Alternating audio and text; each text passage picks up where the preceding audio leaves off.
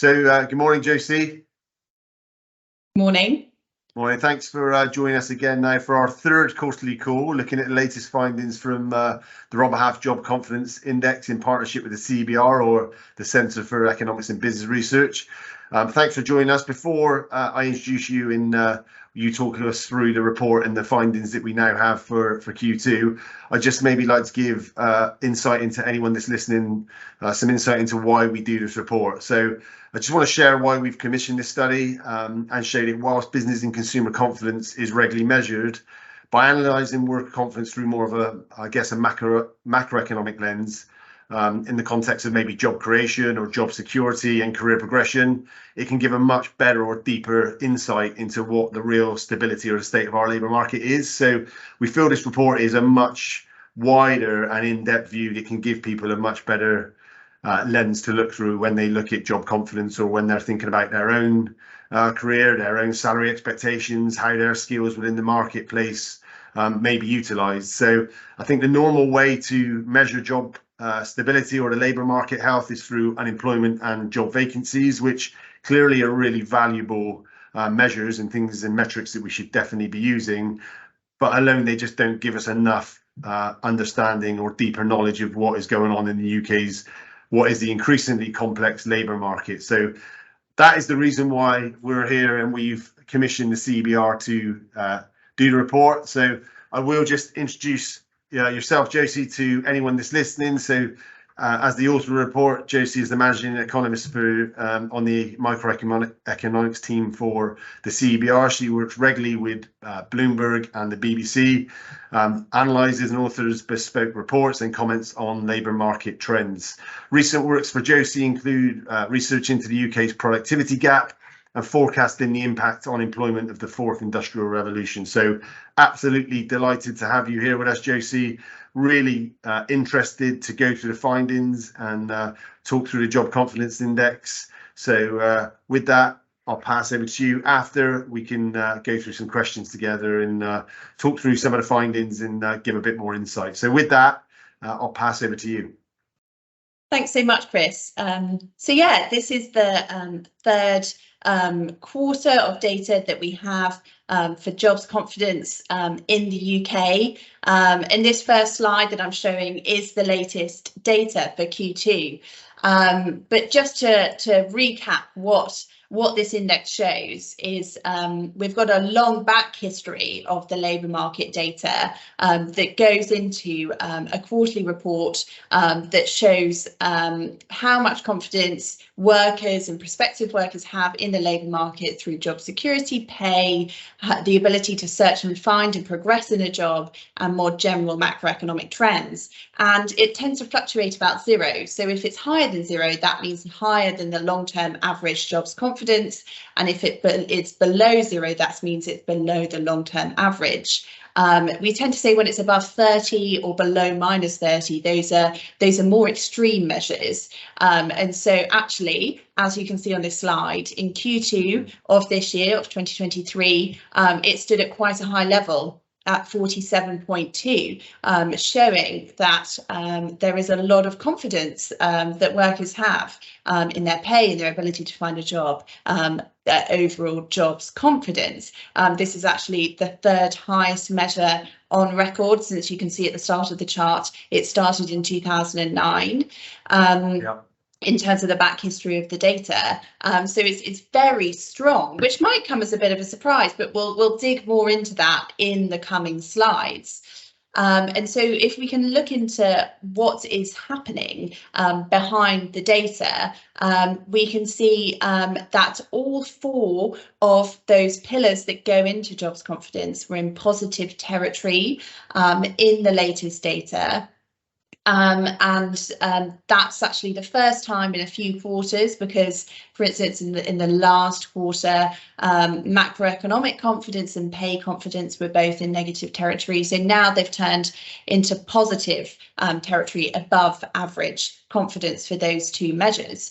So that's one of the reasons why confidence has improved. And in fact, pay confidence has improved quite a lot in the latest quarter, which we'll go more into later. The The job security and search and progression pillars did record lower readings this quarter than the previous quarter, but as mentioned, they remained in positive territory. So overall, things are looking stronger than a typical quarter for the latest data in Q2. So if we start to look in a bit more detail, we can see the numbers here on this slide. And as mentioned, we saw two of the pillars see a negative movement. In particular, that first one, job security confidence, saw the largest downward pressure on the overall index, falling by around 20 points. But it still stands at an extremely high level of 120. That too, is relative to that average over the long term being 0. So there's a lot of confidence in the ability for people to keep their job at the moment. But looking at pay confidence, this saw by far the largest upward pressure, and that's why we've seen an overall upwards movement on the index. In Q2, rising from -37 to +34, rounding to the nearest number. And so we've seen, a roughly 70 point upwards movement in pay confidence. And we'll get into it, but that has a lot to do with the fact that in Q2, real wage growth returned to positive territory after many quarters of negative real wage growth. Job search and progression fell slightly, but was more or less in line with Q2, while macroeconomic confidence, which had been knocked quite a lot at the end of last year and into the start of this year, with fears of a big downturn in 2023, and also the wobble caused around this time last year, coming up to around this time last year by the mini budget and the fears about the impacts of that, whereas the economy seems to have stabilised slightly. And so those measures of consumer and business confidence have improved, and we'll get more into that on these slides, which show what happened in each of the pillars in a bit more detail. So first of all is job security confidence. So these are measures like the unemployment rate, labour market tightness, levels of temporary work, and future employment confidence, which comes through a survey that we use specifically for this index. So they feed into how secure people feel in their job and in their ability to find and keep a job. So looking first of all at that survey measure, it fell actually in the latest data, contributing to this overall decline in this pillar. So in our survey, employees, 60% of employees said that they feel confident about their job looking ahead to the next 6 months. So still relatively high levels of confidence, but this was down slightly from 61.8% in the previous report for Q1. And so it has fallen slightly, showing perhaps a slight loosening in the labour market when it's been very tight in the UK over the last year or so. The levels of temporary work indicator fell marginally from its Q1 2023 level, which also contributed to the downwards movement in this pillar in the latest data. The levels of temporary work actually improved slightly in the latest data. That was the one indicator that did show a positive movement in the latest quarter. But obviously, overall, we have seen downwards movement, signalling, I think, a slight loosening of the labour market. And of course, that headline unemployment measure grew in the latest data to an unemployment rate of 4.2% in Q2 in the UK, which is still very low compared to long-term averages, but is a slight increase compared to Q1. So moving on to the next slide, this is pay confidence. And actually in the latest data, we have seen a slight upwards movement in this pillar, and in fact it's returned to positive territory for the first time since Q1 2022. And the big driving force behind this, and in fact this indicator saw the biggest positive movement in Q2, was real wage growth, which stood at 0.5% on an annual level in Q2. And that means real wage growth is wage growth adjusted for inflation. And so obviously when we've seen such high levels of inflation over the past 18 months roughly in the UK, wages have not been able to keep up with that very high pace of inflation. We were seeing double-digit inflation at the turn of the year. Whereas now we've started to see inflation come down, but wage growth accelerate, in fact, accelerate quite a lot to a level where it's slightly worrying for second round effects on inflation and the possibility of higher wages, meaning people can afford to spend more than possibly stimulating more inflation. But overall, we have seen pay growth return to positive territory, which in terms of the cost of living crisis and people struggling to make ends meet is really good news for some people. People want to see real wage growth, and this is what we want to see in the long term as well, to improve living standards. And so overall, in normal times, real wage growth is a good thing, and so that's why it's a positive force on jobs confidence. Our measure of pay gaps, so how fair wages are essentially, also improved in the latest quarter, as did jobs earnings security. So overall, the pay picture has improved a lot in Q2, and this was the strongest improvement in the pillars, as I've previously mentioned. Labour productivity growth, which is linked in the long term to pay growth. It's important to see productivity growth in order to increase employee wages. That was actually the one indicator on this pillar that worsened slightly in the latest data, because we actually saw a contraction in productivity growth. But overall, the movement in this pillar was very positive. So moving on to the next pillar, and the next one is on this slide, job search and progression confidence. It declined very marginally in Q2 2023, but does remain strong and of course in positive territory, as all of the pillars are. This pillar also includes a bespoke survey question that we use for our index, asking people about how confident they are about their future career prospects and ability to progress over the coming 5 years. And this did also see a downwards movement, as well as the other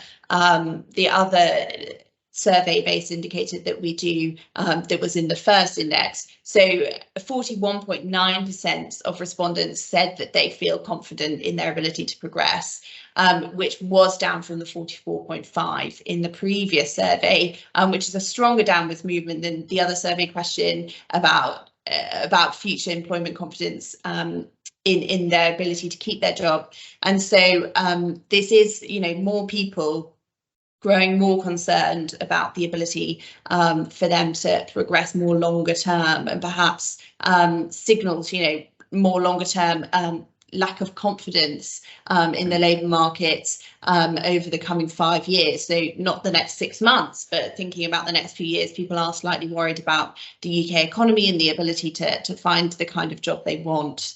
But obviously still at nearly 42%, is not in a particularly weak position, but it's just a negative movement.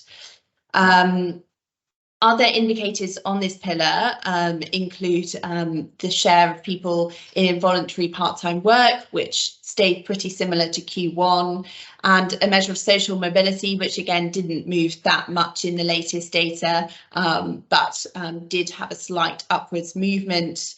And also we measure economic inactivity, so excluding students, because obviously it's good that people have education, but otherwise people retiring early or long-term sick might be bad for the labour force. So we measure in economic inactivity as well, which did have a positive movement in the latest data, with more people re-entering the labour market.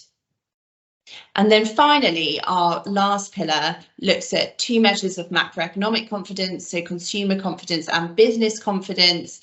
And as you can see from the top right-hand chart, this turned positive for the first time in 4 quarters after 3 quarters of negative measures. And so it was just over 0 at 3, but still in positive territory. And this was after consumer confidence and business confidence both saw significant improvements in the latest quarter of data. Obviously, there were a lot of fears around the turn of the year, at the start of the year, about a deep recession this year. But actually, that turned out to not happen, particularly in the latest data in Q1 and Q2. There was surprisingly strong GDP growth. And so I think fears from consumers and businesses have been alleviated. But obviously we'll come on to our expectations for the future, but there are still some concerns. At 3, it's not a particularly strong measure for this pillar, but it has returned to positive territory after quite a weak year. And so turning to another topic, we collect a number of these indicators specifically for the tech industry to compare how it's doing to the wider economy. And there were many sources of strength in the indicators we looked at for this sector. In particular, the tech industry does very well on wage growth. So, for instance, when we look at average weekly earnings in the tech sector, they grew by 11.1% on the year in Q2, which is much higher than the 8.2%, which is still very strong growth, but higher than the average growth across the whole economy. And also productivity growth was quite strong in this sector, with a 1.2% increase as opposed to a 0.6% contraction across the whole economy. So in those measures, the tech sector is doing quite well compared to the wider economy. We also look at vacancies, and there's been an interesting curve in vacancies over the past few years for the whole economy, with a huge rise in vacancies immediately post-pandemic, which has now started to come down. So if we look at the growth rates in the top right-hand corner, it's quite a significant decline on an annual basis in Q2, but actually that's from a very high peak a year before. And in fact, vacancies in the sector still stand above pre-pandemic levels at 47,000 on average for the quarter. So there has been a drop compared to a year ago, but there are still lots of vacancies in the tech sector. Turning to the other measures as shown on the table, there has been a slight increase in the share of temporary workers in the sector, which perhaps shows a slight loosening in the labour market. And though I mentioned that productivity growth is better than the wider economy, it's actually down on the data for the previous quarter. And also the share of workers experiencing fluctuating pay, so perhaps less certainty over their employment and their pay, has also marginally increased. So there are signs that the labour market, particularly within the tech sector, is starting to loosen. And then we have one more slide looking ahead to the future. So just to touch on the wider economy, the latest data shows a 0.2% GDP growth quarter on quarter in Q2, which is quite strong amidst all the challenges, of course, that the UK economy is facing, in particular with a strong June with 0.5% growth for the month. In our previous report for Q1, we were forecasting 0.2% GDP growth in 2023, which has now been upgraded for this report to 0.4%, which is obviously low, but still positive, and amidst all the headwinds like the cost of living crisis and high interest rates from the Bank of England, is relatively resilient. But despite the positive growth forecast, we do still think there's a possibility of 2 consecutive quarters of contraction in GDP, which would mean a recession, mostly because of the reason I just mentioned, the high interest rates and the cost of living crisis. And we expect that could happen in Q4 of this year and Q1 of next year. As consumers cut back on spending, in particular, as people end their fixed rate mortgages and move on to higher rates and they can't afford to spend as much. Similarly, businesses with loans might face higher interest rates on those loans. So there is the possibility of a mild recession, but we're not expecting it to be a long recession.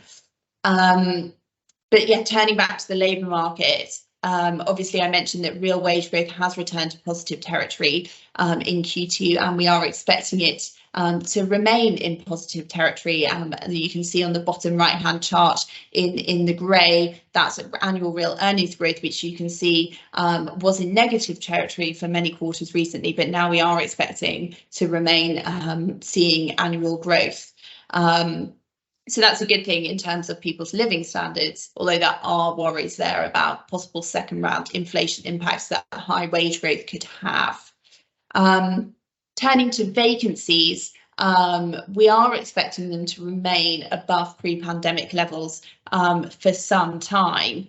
In fact, our forecast sees them stabilising around 925,000, which is higher than typical pre-pandemic levels, and possibly could be to do with, yes, long-term vacancies and people struggling to hire, perhaps because of skills gaps in certain industries, but also possibly just higher churn rates and people more likely to quit their job to look for a new one, which then means that that business has to advertise that vacancy and they may be able to fill it, but that higher churn rate just means a higher number of vacancies.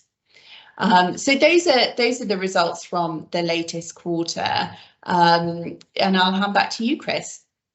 Thanks, Josie. So yeah, some really interesting insights there, and positive that you've increased your forecast for growth as well, which is great to see. And every pillar being in the positive territory is also really encouraging. Maybe slightly surprising, I may say, but I think the first question would probably be: so looking at the results, in what ways do you think this tends to be or seems to be quite a unique cycle, I guess? And maybe to add to that, having seen the results yourself and sort of know what you know, were you surprised at what you saw when you first saw the results?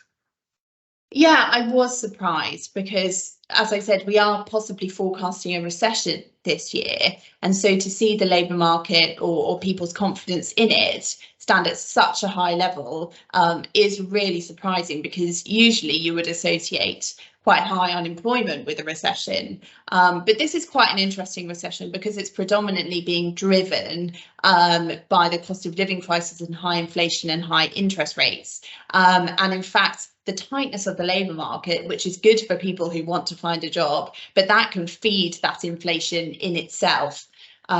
Because people can bargain for higher wages, which might mean that the business has to put up those their prices to cover those higher wages, but also people can demand more in the economy. And so that tight labour market itself can fuel inflation, which itself can mean higher interest rates. And ultimately, the Bank of England is trying to bring down GDP with those high interest rates in order to bring down demand and cool off the economy a bit, because it's overheating with all this inflation. So it is really quite a unique economic cycle. And I think if we do start to see that weaker economic demand towards the end of the year and into next year, we probably will see the labour market start to loosen. And I think there are already a lot of signs as we head now we're in September, as we're starting to head into Q4, there are a lot of signs that the labour market is starting to loosen, and we are expecting unemployment to increase. We're forecasting it to peak at around 4.9% next year. And so I think we probably will see the jobs confidence index come down from the very high level that it's currently standing at. Right. So what do you think at the moment the main reasons are, given the uncertainty within the economy at the moment? What for you are the main reasons then that are still increasing job confidence, given everything else, the perception that people might have? Yeah, I mean, I think we'll possibly see things like macroeconomic confidence come down again. But ultimately, it's high because people do, in many industries, it can differ across industries, but in many industries, people find it quite easy to find a job, and that they know their employers are struggling to hire for existing vacancies. And so they're unlikely to be made redundant themselves. And so people feel quite secure in their job. And that security also means that they feel in a strong bargaining position in terms of wage growth. And so those facts that people just are experiencing in their everyday lives frequently means that people might know that the economy is weakening, but overall in their job they feel quite secure. That doesn't necessarily mean that they're finding it easy in this economy. They might still be struggling amidst the cost of living crisis, but they know that they'll still have an income coming in because they feel confident in their ability to keep their job. But yet they might still be struggling with their bills. But on the job side, they're confident they're going to keep it.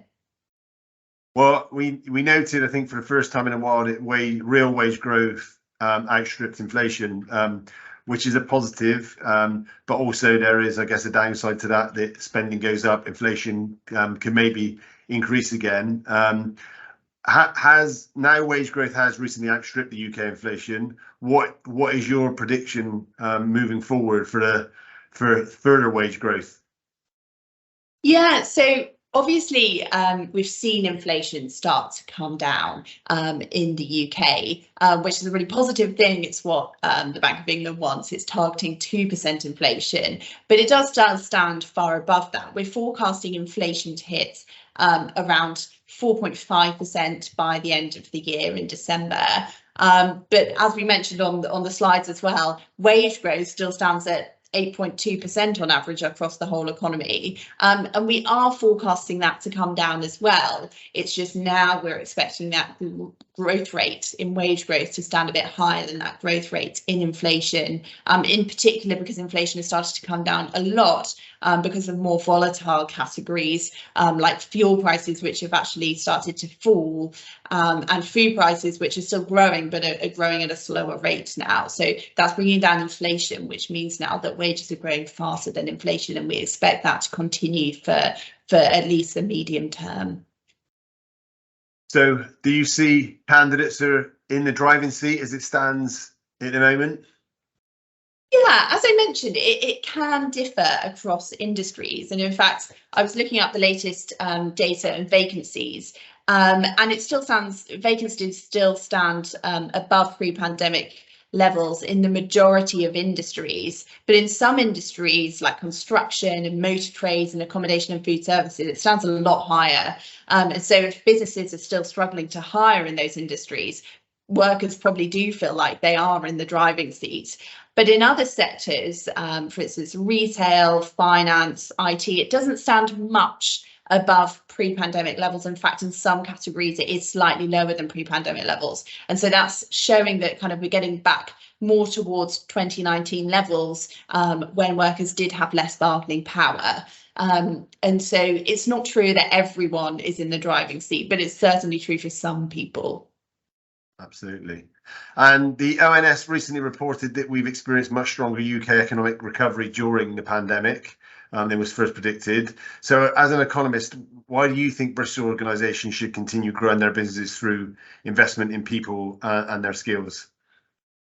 Yeah, so we got the data last week that showed that at the end of 2021, we had actually grown to pre-pandemic levels, which of course is really encouraging, and it shows that Britain isn't quite the laggard behind other countries that we consider our peers, like the rest of the G7. And obviously the source of long-term economic growth is business growth and business investment in skills and in capital. Obviously, we're seeing amazing technological developments at the moment. A lot of people are really excited about things like AI. And so while it's important to invest in that, and a lot of people are, workers can't use it if they don't have the skills and the training in order to do so. So to invest in the long-term growth and the success of utilising these amazing technologies we have, you also need to invest in a workforce that can use it. And then we'll see economic growth, at a much higher rate than we're currently seeing it, hopefully in the future. Absolutely. And a lot of clients or customers that we deal with will work within the SME space. And is there anything particular for that small to medium-sized enterprise you think that they need to be prepared for in the next 6 months, or what risks there may be, or potential risks for those type of businesses? Yeah, so I spent a little time recently looking at business insolvencies data, which has started to increase a lot, and that's one of the signals that perhaps we're going to see a recession. And a lot of those insolvencies are smaller companies. Obviously, we've seen a couple of big names go under, like Wilko recently, but there are many smaller companies which are struggling at the moment, and some of them are collapsing. And I think the trickiest thing at the moment is hard to avoid, is the impacts of this high interest rate environment. And unfortunately, that might mean for some SMEs putting off investments in exciting things like new technology just because interest rates are so high at the moment, that they might struggle to afford it, particularly if the Bank of England does raise interest rates again. They're talking about the possibility that we've kind of hit the peak, but we still think there is a possibility of 1 or 2 more rate rises depending on how the inflation data comes out. And the Bank of England is warning that interest rates might stay high for some time until they see that inflation come back down. And so I think SMEs need to be careful about, you know, how they're taking on debt because interest rates are so high. Yeah, no, I think that's a great point. And so how long do you think the trend of vacancies remaining above pre-pandemic levels will last? I mean, we are seeing kind of vacancies reaching a new equilibrium, which is higher than pre-pandemic levels. So we're expecting it to be a longer term trend. But I mentioned that some of this might possibly be to churn as well as skills gaps. I mean, I think skills gaps are an important thing to consider because we're seeing so much growth in the tech industry and, you know, very highly skilled jobs surrounding that kind of innovation, that really we need more people kind of learning those skills, getting the right training to be able to work in those jobs. So there might be longer term vacancies that we're seeing because people don't have the right skills, but there might also be an element of people just moving more often. It might just be a longer term trend of younger generations coming through and expecting to move jobs slightly more often, which just creates more churn. And so it might slightly just be that when people move jobs more frequently, you see a slightly higher average number of vacancies. Okay, thank you. And you've already talked a bit about real wage growth, interest rate rises. So what is the CBR's expectation for inflation trajectory or economic growth by the end of the year? Yeah, so we are expecting inflation to continue to come down to around 4.5% by the end of the year. But I think a key concern around inflation is that while it's expected to fall, predominantly because more volatile categories that started the inflation in the first place, like fuel and energy prices, are expected to come down, core inflation, which strips out volatile elements like food and energy, is quite high and might remain quite high as workers and consumers' expectations of inflation adjusts to a slightly higher level. Then it can slightly be self-fulfilling. And so there are big concerns around that core inflation and bringing that back down. And we're not actually expecting inflation to hit the Bank of England's 2% target for quite a long period. And so there are concerns about inflation remaining high for a while, although it's going to come down a lot from that 10% plus peak we saw at the start of the year. In terms of GDP, as I mentioned, you know, we see the possibility of a recession in Q4 and Q1 2024. But I think we're only expecting the course of contraction to last for 2 quarters. And actually, we should still see overall growth in GDP in 2024 that we're expecting to stand roughly in line with the 2023 growth figure, actually. So still quite weak, probably at around 0.4%, but still overall growth in 2023 and 2024. Okay, that's great to hear. And so maybe just as a final point, do you think it's a major business priority for companies to try and retain employees as a good way to protect the bottom line and be a good strategy for further wage increase or wage inflation, and also stop businesses having to go through the cycle of attract new talent, maybe retrain, reinvest, pay higher wages to get the same type of talent that they've maybe sort of let go out the back door? So do you think that should be a real business priority? Yeah, and I think particularly in industries where there are those skills gaps, if you've got the right workers, I think it's, you know, a good business strategy to try and hold on to it, because in the tight labour market, albeit loosening slightly, it's obviously really tricky to hire the right people, and it might take a long time and be quite costly actually to hire the right people. So keeping your employees happy, you know, either through wage growth or other ways to ensure employee satisfaction, it's definitely a good strategy to make sure you have the right people. Yeah, absolutely. I think it's interesting as we talk to people finding or looking for new opportunities.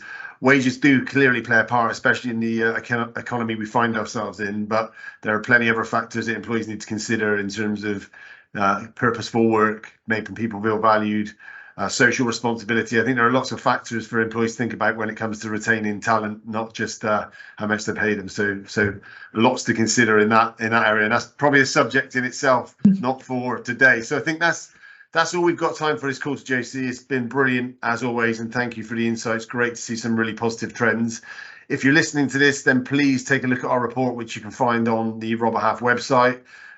If you do want to discuss any of the findings with our team, then please feel free to get in touch. We'll be on to our fourth quarter's webinar in next quarter, where hopefully we'll continue to see positive messages from Josie and the report. And I will leave that just to say thanks, Josie, and to the team at CBR again. We really value the partnership. Great to get the insight. Hopefully our customers or anyone that's listening to this has found real valuable insights to what you talked about today. Thanks a lot. Thanks, Josie.